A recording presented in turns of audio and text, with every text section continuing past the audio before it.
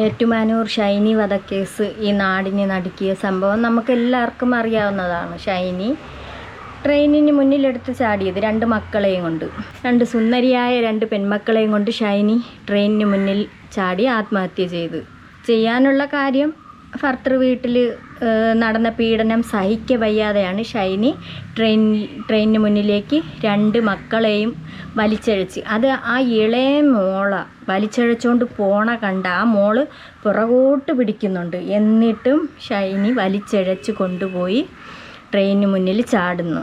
ഒരുപാട് പീഡനങ്ങൾ സഹിച്ച് അങ്ങേ അറ്റം ഒരു പെണ്ണ് ഭൂമിയോളം താരും എന്ന് പറഞ്ഞു കേട്ടിട്ടേ ഉള്ളൂ.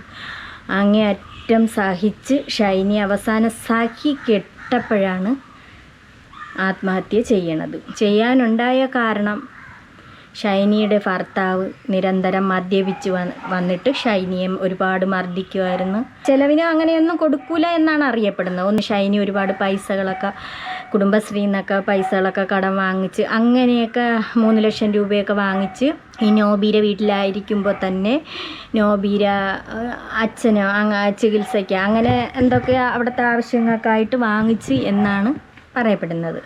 നോബിയെ പോലെ തന്നെയാണ് ഷൈനിയുടെ അമ്മാവിയമ്മയും, അതായത് നോബീര അമ്മയും ഷൈനിയോട് കാണിച്ചത് എന്ന് പറഞ്ഞാൽ മോൻ്റെ അടുത്ത് ഓരോ കള്ളക്കഥകൾ പറഞ്ഞു കൊടുക്കുകയും, മോനിപ്പോൾ അവിടെ ഇല്ലെന്നിരിക്കട്ടെ, മോനവിടെ ജോലി സ്ഥലത്താങ്ങാണ്ട് നേവിയിലാണെന്ന് പറയണം, അങ്ങനെ ആയിരിക്കുമ്പോഴത്തേക്ക് തന്നെ ഇവർ ഓരോ കാര്യങ്ങൾ വിളിച്ചിട്ട് പറയുകയും, അതുപോലെ അയാൾ നാട്ടിൽ വരുന്ന സമയത്തായിരുന്നാലും ഈ നോബീര അമ്മ നിരന്തരം കുത്തുവാക്കുകൾ, ഈ കുട്ടി ചെയ്യാത്ത കാര്യങ്ങൾ പോലും ഈ നോബിയോട് പറഞ്ഞു കൊടുക്കുകയും അതിനെക്കുറിച്ച് പ്രശ്നങ്ങൾ ഉണ്ടാക്കുകയും പ്രശ്നം വഷളാവുകയും ചെയ്ത് അങ്ങനെ നിരന്തരമായിട്ട് ഈ ഷൈനിയെ ഭയങ്കരമായിട്ട് മർദ്ദിക്കുമായിരുന്നു.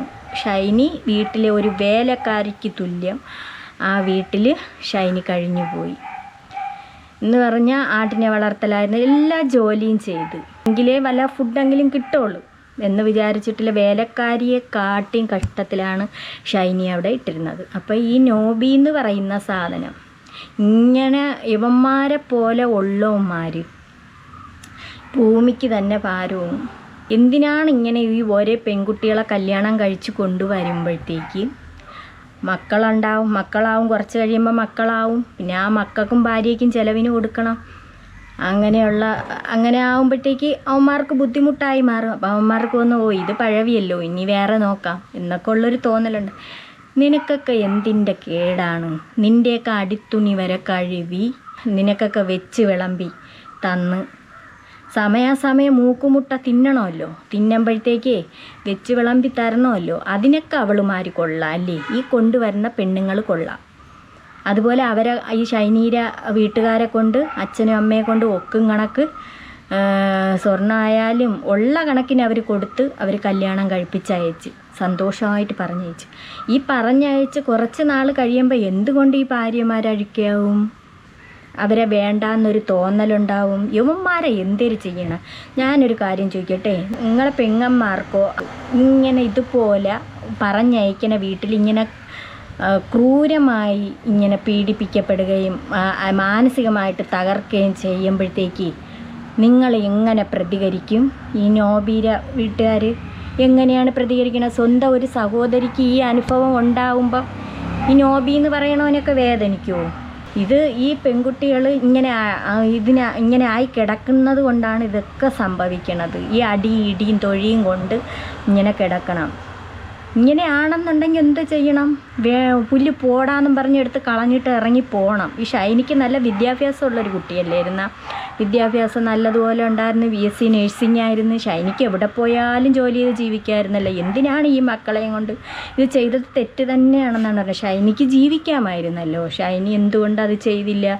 ഈ മക്കളിനി എത്രയോ നാൾ ജീവിച്ചിരിക്കാനുള്ള മക്കളാണ്. ആ മക്കളെയും കൂടെ ഇവർക്ക് പിച്ച് ചീന്താൻ ഇട്ട് കൊടുക്കണ്ട എന്ന് വിചാരിച്ചിട്ടാണ് ഷൈനി ഇത് ചെയ്തതെന്ന് എല്ലാവർക്കും അറിയാം. ഷൈനി അങ്ങ് മരിച്ചു കഴിഞ്ഞാൽ പിന്നെ ഈ കൊച്ചുങ്ങൾ ഒരു സുരക്ഷയില്ലാതാവും. അത് ആ മാതാവിനെ അറിയാൻ പറ്റും അതെങ്ങനെയാണ്. പിന്നെ അവരെ മക്കളെ കൊടുത്താലും എത്ര ദിവസം കൊടുക്കും? 5 ദിവസം കൊടുക്കും. ബന്ധുക്കാരായാലും ആരായിരുന്നാലും ഫുഡായിരുന്നാലും 5 ദിവസം കൊടുക്കും. അത് പിന്നെ അങ്ങോട്ടും പറഞ്ഞ് ഇങ്ങോട്ടും പറഞ്ഞ് ആട്ടിപ്പായിച്ചായിരിക്കും കൊടുക്കണത് മക്കൾക്ക് തന്നെ. കണ്ണിരിക്കുമ്പോൾ കണ്ണിൻ്റെ വില അറിയില്ല എന്ന് പറഞ്ഞതുപോലെയാണ്. എന്തായാലും ഷൈനി ചെയ്തത് ശരിയല്ല എന്ന് തന്നെ പറയണേ. ഷൈനി ജീവിച്ചിരിക്കണമായിരുന്നു. അപ്പോൾ വേറൊരാൾ അടുത്താങ്ങാണ്ടുള്ളൊരു അയൽവാസി UK ഇരുന്നും കൊണ്ട് ഫോൺ വിളിച്ചിട്ടൊക്കെ ഓരോന്ന് പറയുന്നുണ്ട് ഷൈനിയെക്കുറിച്ചൊക്കെ. ഈ പറയണ അയാൾ നോക്കൂ, ഷൈനി മരിക്കണമായിരുന്നു. ഷൈനി ചെയ്ത ശരിയായില്ല, ഷൈനി മരിക്കണമായിരുന്നു. ഷൈനി എന്തിന് മക്കളെ കൂടെ കൊന്നു എന്നുള്ള രീതിക്ക്. ഇവന്മാർക്കൊക്കെ എന്തോ നിൻ്റെ കുഴപ്പമാണ്. അയാൾ വോയിസ് റെക്കോർഡ് ഇട്ടതാണ് ഷൈനി മരിക്കട്ടെന്ന്. അതെന്ത് ഷൈനിയുടെ അച്ഛനും അമ്മയും അങ്ങ് വെറുതെ കളഞ്ഞതാ. അവർ നൊന്ത് പ്രസവിച്ച് ഇത്രയും വളർത്തി വലുതാക്കി പഠിപ്പിച്ച് ഇത്രയും നിലയിൽ എത്തിച്ച് കൊടുക്കാനുള്ളതും കൊടുത്താണ് ഇവൻ്റെ കൂടെ അയച്ചത്, നോബിയുടെ കൂടെ. ഇത്രയും കൊടുത്തത് കൊണ്ടായിരിക്കും. എന്തിന് ആളുകൾ ഒന്നും കൊടുക്കരുത്. കുറേ പണവും സ്വർണവും കുറേ കാറും എല്ലാം കൊടുത്തവന്മാർ എല്ലാ പരിപാടിക്കും പോയി, പിന്നെ വിറ്റ് നശിപ്പിച്ച്, പിന്നെ അത് പോരായിട്ട് മദ്യവും. യവന്മാരെയൊക്കെ എന്തേലും ചെയ്യണം.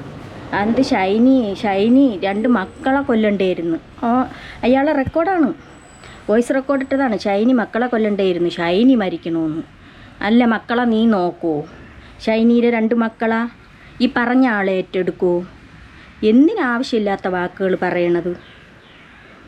അത് ചെയ്തത് ശരിയായില്ലെന്ന് തന്നെ എല്ലാവരും പറയണം, ജനങ്ങളെല്ലാവരും പറയണതും ഇങ്ങനെ തന്നെ. അതുകൊണ്ട് ഇനിയെങ്കിലും ഈ പെൺകുട്ടികൾ എന്തോന്ന് ചെയ്യണം, എന്തെങ്കിലും ഇങ്ങനെയുള്ള സംഭവങ്ങൾ ഉണ്ടായ, ഇങ്ങനത്തെ സൈക്കോള പോലെയുള്ള അവന്മാരെ കയ്യിൽ നിന്ന്, ഭർത്താക്കന്മാരെന്ന് പറയണം, അവന്മാരെ നിന്ന് ഇങ്ങനെയുള്ള സംഭവങ്ങൾ വല്ലതാ ഉണ്ടായ അവിടെ കിടക്കരുത്. നിങ്ങൾ സഹിച്ച് കിടക്കരുത്. നിങ്ങളെ പാട്ടിന് പോകണം എന്നാണ് എനിക്ക് പറയാനുള്ളത്. അതുപോലെ നോബി അവിടെ ജയിലിൽ കിടന്നും കൊണ്ട് അവൻ്റെ കൈ വിറയ്ക്കുന്നു, ശരീരം മൊത്തവും വിറയൽ. അവന് ഇതിൻ്റെ കുറ്റബോധമല്ല, ഷൈനി മരിച്ചതിൻ്റെ കുറ്റബോധമല്ല അവൻ എന്തുകൊണ്ടാണ് കൈയും കാലും വിറയ്ക്കണത്? അവന് ചാരായം കിട്ടാത്തതുകൊണ്ട്. അവന് ചാരായം സമയാസമയം അവൻ ഇങ്ങനെ കുടിച്ചുകൊണ്ടിരുന്നവനാണ്. അവന്മാർക്ക് കൈ വിറയ്ക്കും. ചാരായം കിട്ടാത്തതുകൊണ്ട് അവൻ അവിടെ കിടന്ന് കരച്ചിലും വിളി. അവന് ചാരായം വേണമെന്ന്. ഇവന്മാരെയൊക്കെ അടിച്ച് പഞ്ചറാക്കി ഇടണം. ഇവന്മാരെയൊക്കെ ഇങ്ങനെ ഉള്ളവന്മാരാ. ഇനിയെങ്കിലും നിങ്ങൾ ചെയ്യാനുള്ളത്, ഇങ്ങനെയൊക്കെയുള്ള സംഭവങ്ങളുണ്ടായ നിങ്ങളവന്മാരെ അടിത്തുണിയും കഴുകി കൊടുത്ത് വീട്ടുവേലക്കാരിയായിട്ട് കിടക്കരുത്. നിങ്ങളെങ്ങോട്ടെങ്കിലും പോയി ഓടി രക്ഷപ്പെടണം എന്നാണ് എനിക്ക് പറയാനുള്ളത്. അതുപോലെ തന്നെ വേറൊരു പെൺകുട്ടിക്ക് ഇതേപോലെ ഈ ഷൈനിയുടെ അവസ്ഥ പോലെ കുടുംബ പ്രശ്നം ഉണ്ടായി, നിരന്തരം പീഡനം ഉണ്ടായി. ആ കുട്ടി 10ാം ക്ലാസ്സിൽ പഠിക്കുന്ന ഒരു മോളെയും കൊണ്ട്, ഇത് ഷൈനി മരിച്ചതിൻ്റെ പിന്നാലെ തന്നെ അതും ട്രെയിനിൽ മോളെയും കൊണ്ട് വലിച്ചെടുത്തുകൊണ്ട് പോയി, അതും ചാടി മരി. ഈ പെണ്ണുങ്ങൾക്കൊക്കെ എന്തോ നിൻ്റെ കേടാണ്. നിങ്ങൾക്കൊക്കെ വേണ്ടെങ്കിൽ നിങ്ങളങ്ങ് കളഞ്ഞിട്ട് പോയി പോടാ പുല്ലേന്ന് പറഞ്ഞങ്ങ് പോകണം. ഈ നോബിയാണെങ്കിൽ ഡിവോഴ്സ് പോലും കൊടുക്കൂല. ഷൈനി 9 മാസം ഷൈനിയുടെ വീട്ടിൽ പോയി താമസിച്ചിട്ട് പോലും ഇവനെ വേണ്ടാന്നും പറഞ്ഞ് കളഞ്ഞ് സഹി കെട്ട് പോയിട്ട് ഡിവോഴ്സ് പേപ്പർ അയച്ചിട്ട് പോലും, നോട്ടീസ് അയച്ചിട്ട് പോലും അത് ഒപ്പിടാനായിട്ട് കൈപ്പറ്റാൻ ഇവൻ തയ്യാറായില്ല. അവൻ കൈപ്പറ്റിയിരുന്നെങ്കിൽ ഇന്നത് ചെയ്യൂലായിരുന്നല്ലോ. അവൻ അതുപോലും ചെയ്തില്ല. അത്ര ദുഷ്ടനാണ് ഇവൻ. പറയാൻ പോലും വയ്യ, പറയാൻ പോലും ഒരുമാതിരി അറപ്പ് തോന്നുന്നു. നിൻ്റെയൊക്കെ കാര്യങ്ങൾ പറയാതിരിക്കണേണ് നല്ലത്. അമ്മച്ചിയെ കൂടെ അറസ്റ്റ് ചെയ്തുകൊണ്ട് പോകണമായിരുന്നു. അങ്ങനെ ഇരിക്കണം അമ്മച്ചി. ഒരു അമ്മാവി അമ്മയെന്ന് പറയണത് അതൊരു വല്ലാത്തൊരിത്. അവരൊന്നും അറിഞ്ഞില്ല. അവരാ സമയത്തൊക്കെ ബോധം കെട്ട് കിടക്കുകയായിരുന്നു. ഒരു ബോധം കെട്ട് മോനെടുത്തിട്ട് മർദ്ദിക്കുകയും അടിക്കുകയും ഒരു ദിവസം ഫുള്ള് മർദ്ദിച്ചപ്പോഴും അവർ ബോധം കെട്ട് കിടക്കുകയായിരുന്നു. എന്തൊരു സ്ത്രീയാണ് ഇവർ. അതുപോലെ ഒരു ചേട്ടനെന്ന് പറഞ്ഞ ഒരു അച്ഛനുണ്ട്. ഇവന്മാർക്കൊക്കെ എന്തോ നിൻ്റെ കുഴപ്പമാണ്. ഇതൊക്കെ എങ്ങനെ പറയാതിരിക്കും നമ്മൾ കണ്ടും കേട്ടും.